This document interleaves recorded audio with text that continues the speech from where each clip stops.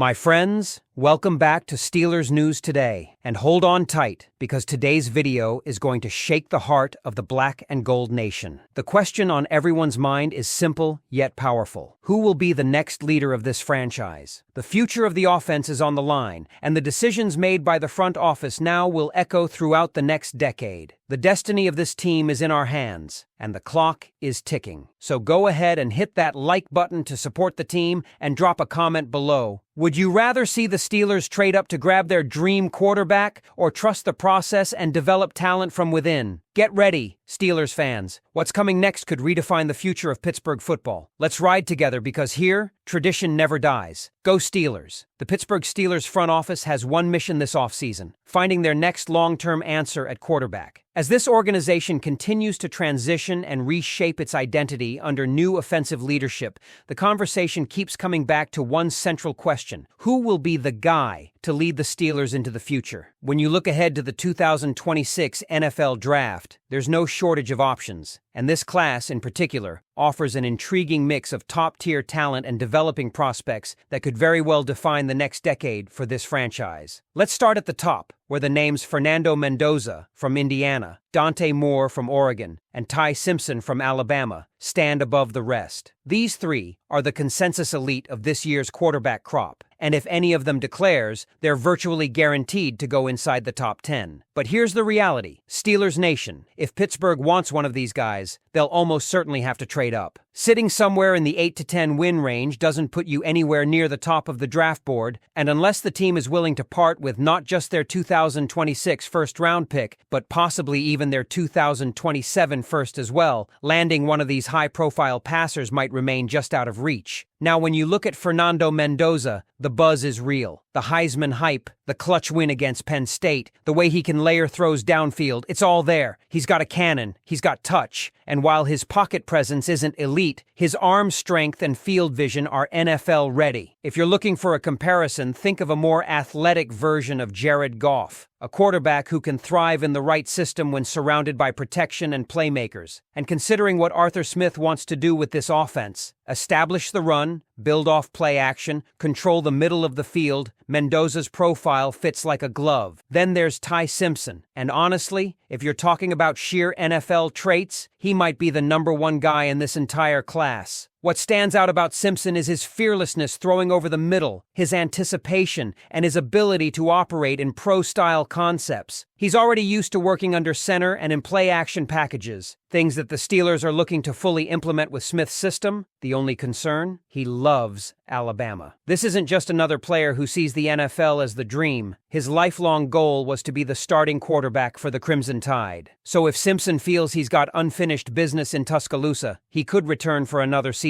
But make no mistake, if he's viewed as the potential #1 overall pick, he'll have plenty of voices urging him to declare. Dante Moore, meanwhile, is the youngest of the trio and maybe the biggest question mark. Oregon reportedly wants to keep him for another season, and given that he's only a redshirt sophomore, it makes sense. But if he does come out, his natural throwing ability, out-of-structure creativity, and flashes of high-level mental processing will make NFL scouts salivate. He's not perfect, still learning how to handle complex reads and NFL-level pressure, but the ceiling here is enormous, and that youth can actually be an advantage. Teams will see a quarterback who can sit behind a veteran, learn, and still be only 22 or 23 when he's ready to take over. So here's where things get real for Pittsburgh. If they fall in love with one of these top three, it's going to take serious draft capital to make it happen. We're talking multiple first-rounders. But the bigger question is whether it's worth it, because even though the fan base is desperate for a franchise QB, giving up that kind of draft haul limits your ability to build the rest of the roster, something this team still needs to do. If the Steelers stay put, there's another tier of quarterbacks that could make a ton of sense, and it starts with Lenora Sellers. Sellers is a fascinating case. He's a raw prospect, no question, but the physical traits are there in spades: size, mobility, arm strength, and the ability to create when things break down. The mental processing isn't fully developed, and the accuracy can be inconsistent, but those are coachable traits. When you watch his tape, you see a player who flashes moments of brilliance that you simply can't teach. And the parallels to Anthony Richardson are hard to ignore. Similar questions about polish, similar gifts that make you want to bet on upside. But here's where it gets interesting. Imagine a scenario where Sellers lands in Pittsburgh, and Aaron Rodgers, yes, the veteran mentor currently finishing his career in black and gold, spends a season guiding him. Rodgers has a long track record of helping young quarterbacks develop, from Jordan Love in Green Bay to mentoring Will Howard now. For Sellers, that might be the perfect bridge. A season sitting behind Rodgers, learning from one of the best processors in NFL history, could be exactly what he needs before taking the reins in 2027. Still, that scenario depends on timing, draft position, and how aggressive Omar Khan and the front office want to be. Do they use a first-round pick on potential impatience, or do they swing for one of the top 3 NFL-ready guys by giving up multiple assets? And that brings us to the real question, Steelers fans. Is it worth trading 2 first-round picks to move up for a potential franchise quarterback, or do you trust the process, stay put, and take a shot on a player like Sellers, who could develop into something special with the right support system? Because if the Steelers decide not to trade up, there are still names out there that could be perfect fits within reach, and not enough people are talking about them. That's where Cincinnati's Brendan Sorsby and Duke's Darian Mensah come into the picture. Both of these quarterbacks have the physical traits, the production, and the untapped upside that could make them legitimate first-round possibilities without requiring Pittsburgh to sacrifice its future draft capital. Let's start with Brendan Sorsby. When you turn on his tape, the first thing that jumps out is how fluid and natural his throwing motion looks. There's power in that arm, but it's also controlled, smooth, efficient, and easy. He can drive the football downfield, make off-platform throws, and handle pressure better than you'd expect from a young passer. Sure, his game has been a little inconsistent. We saw that in his rough performance against Utah, where he struggled with timing and rhythm, but the physical tools are undeniable. He's got size, athleticism,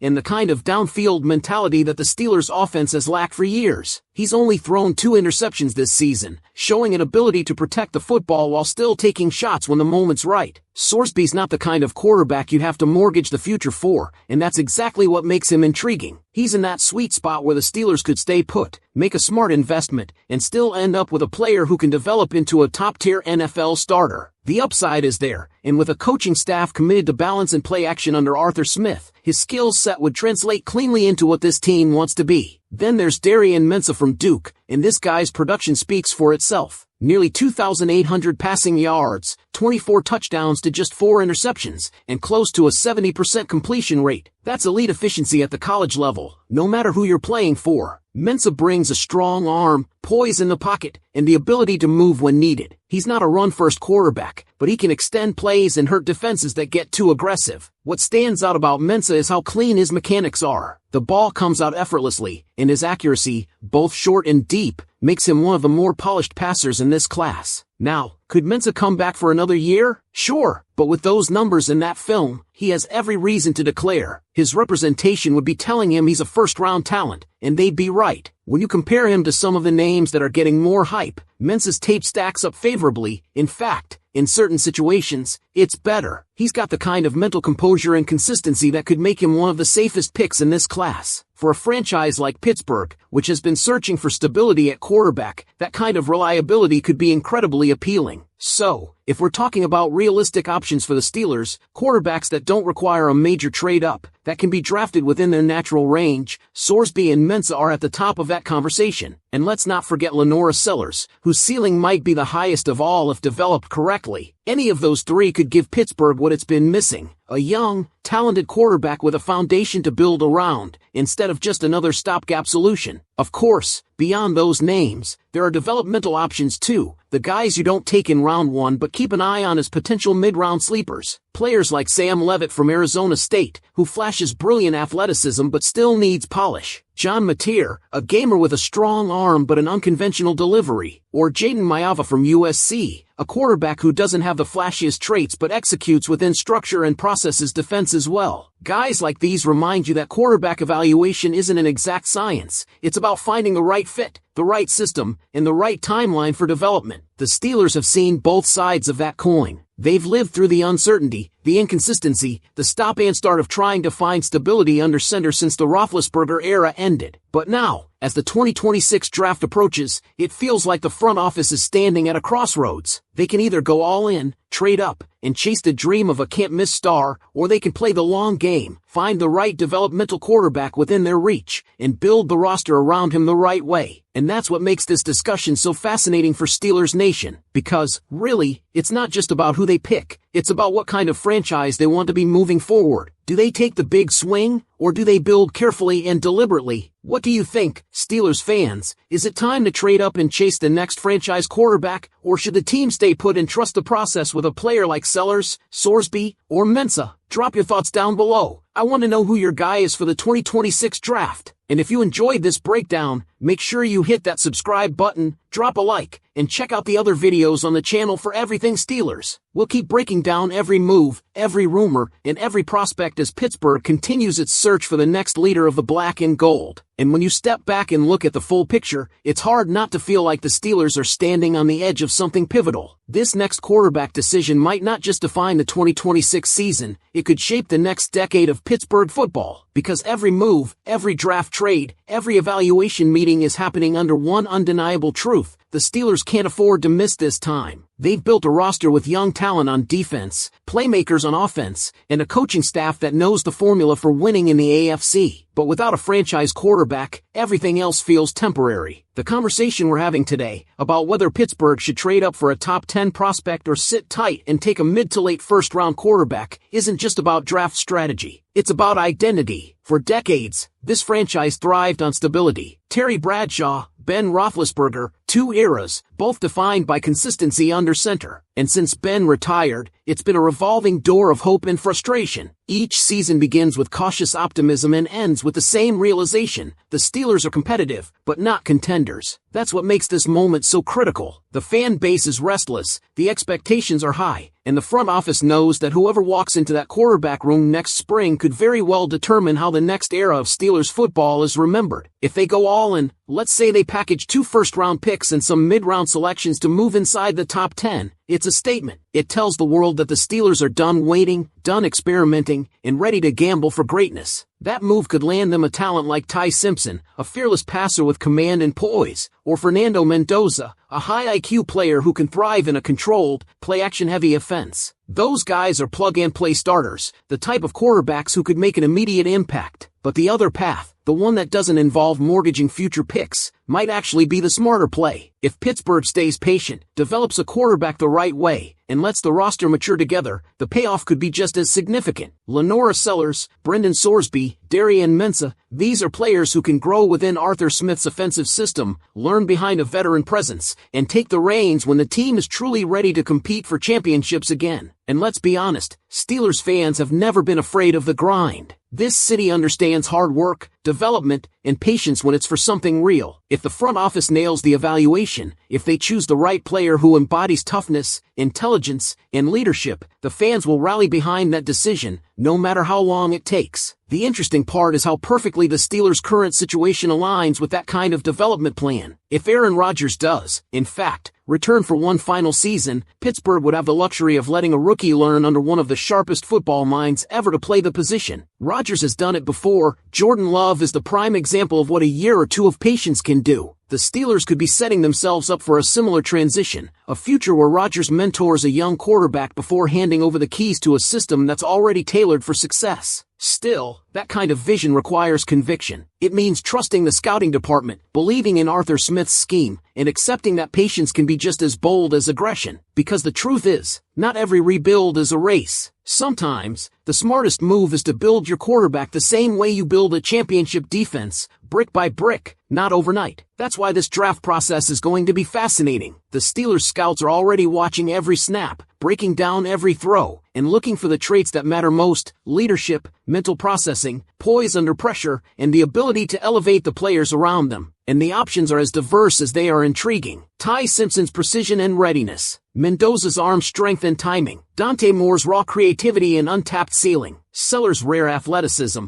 Sorsby's confidence, Mensah's consistency. All of them represent different roads to the same goal: finding the next great quarterback in Pittsburgh Steelers history. And maybe that's what makes this moment so special, because no matter which direction they choose, one thing is clear: the front office finally understands that this decision can't be about the next season. It has to be about the next era. So, Steelers Nation, The question now is yours. If you were sitting in Omar Khan's chair, what would you do? Would you trade up for a can't-miss star like Ty Simpson or Fernando Mendoza, knowing it'll cost multiple first-rounders? Or would you stay patient, trust the board, and grab a guy like Sellers, Sorsby, or Mensah, someone who can develop into a franchise cornerstone over time? Let me know down in the comments. And if you're loving this kind of deep dive coverage into the future of your Pittsburgh Steelers, make sure you smash that like button, subscribe to the channel, and stick around for the next video on screen right now, where we'll break down what the Steelers quarterback room could actually look like heading into 2026. And as we move deeper into this conversation, let's be honest, the Steelers haven't been in a position like this in years. Not since Ben Roethlisberger came out of Miami, Ohio, in 2004 has this franchise had a true shot at resetting the quarterback position through the draft in a way that could change the direction of the team for the next decade. That's what makes the 2026 draft class so compelling. It's not just about talent, it's about opportunity, and the Steelers finally have both the flexibility and foresight to capitalize on it. Think about where Pittsburgh stands right now. The defense is still anchored by cornerstone veterans who bring leadership and identity, players like T.J. Watt, Minkah Fitzpatrick, and Cam Hayward, while the offense is being reshaped to fit Arthur Smith's vision, physical, balanced, and efficient. But what this team has lacked, painfully, is a quarterback who can sustain drives, convert third downs, and push defenses vertically. We've seen glimpses of that potential, flashes of what this offense could be, but never consistency. And that's why this upcoming draft feels like the turning point. Now, whether your team trade up or team stay put, every path has risk. If Pittsburgh goes all in for a Ty Simpson or a Fernando Mendoza, they're betting the future on a single player, and history shows that those bets can go either way. Just ask teams that gave up multiple first-rounders for quarterbacks who never quite lived up to the hype. It's a move that takes guts, confidence, and the absolute conviction that you've identified the guy. If the front office believes that one of those top 3 prospects can redefine the franchise, then yes, trading 2 first-round picks is worth it. Because elite quarterbacks don't just fill a need, they lift an entire organization. But if there's even a shadow of doubt, the smarter approach might be the steady one. Take a player like Lenora Sellers or Brendan Sorsby, someone with elite tools and enough upside to grow into the role. Remember, Patrick Mahomes wasn't the number 1 pick. Neither was Josh Allen. Both were quarterbacks who needed refinement, coaching, and patience, but their franchises saw the right traits and built everything around them. Sellers has that same kind of potential profile. The athleticism,